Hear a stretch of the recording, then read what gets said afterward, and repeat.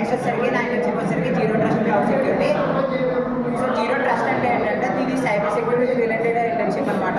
So zero trust actually మనం ఏదైనా సరే ఫర్ ఎగ్జాంపుల్ ఏమైనా అప్లికేషన్ యూజ్ చేస్తున్నప్పుడు ఇంటర్నల్ సెక్యూరిటీ ఒకటి, ఎక్స్టర్నల్ సెక్యూరిటీ అనేది ఒకటి ఉంటుంది. సో దాన్ని మనం ఏం చేస్తామంటే దీంట్లో జీరో ట్రస్ట్ వచ్చేసరికి యాక్సెస్ కంట్రోల్స్ అంటాం. దీంట్లో 5 రకాల టాస్క్లు ఉంటాయి. సో మొదటి టాస్క్ వచ్చేసరికి జీరో ట్రస్ట్ యొక్క ఓవరాల్ స్ట్రక్చర్ అనేది తెలుస్తుంది.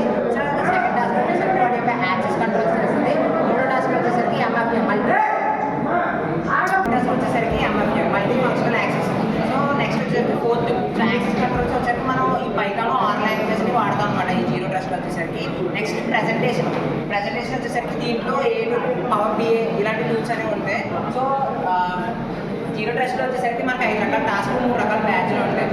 అండ్ ఫస్ట్ టాస్క్ స్ట్రక్చర్ ఏంటంటే మన ఎగ్జాంపుల్గా ఇది రియల్ లైఫ్ అప్లికేషన్ ఎక్కడ వాడతామని తెలుసుకోవాలనుకుంటే యాక్షనల్ ఎక్స్ప్లిసిటీ ఇంప్లిసిటీ అంటే 2 ఉంటాయి. ఇంప్లిసిటీ అంటే ఏంటంటే ఒక యూజర్ ఆల్రెడీ ఒక అప్లికేషన్ లేదా ఒక సాఫ్ట్వేర్ని యాక్సెస్ చేసినప్పుడు అది ఒకసారి మాత్రమే ట్రస్ట్ పాస్వర్డ్ కానీ ఏదైనా అడుగుతుంది. అది లోపలికి వచ్చిన తర్వాత అది ట్రస్ట్ చేస్తుంది.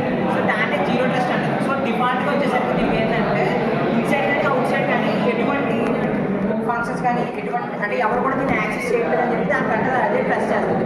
సో దీన్ని ఎవరైనా యాక్సెస్ చేసినప్పుడు ఇంప్లిసిటీ ఒకసారి మాత్రం యాక్సెస్ చేసుకుని ఓకే లోపలికి వచ్చిన తర్వాత ఇంకా అని ఉన్నాడు అని చెప్పేసి మీకు మిగిలిన వదిలేస్తుంది. సో ఎక్స్ప్లిసిటీ అంటే ఏంటంటే ఒక సర్టెన్ రేంజ్ కానీ సర్టెన్ ఒక వైడ్ రేంజ్ వరకు మాత్రమే నువ్వు యాక్సెస్ చేయగలవు. ప్రతి దాన్ని నువ్వు ఏ బార్డర్ దాన్ని నువ్వు ఏమైనా యాక్సెస్ చేయాలనుకుంటే కనుక ప్రతిసారి అది పర్మిషన్ అడుగుతూ ఉంటుంది.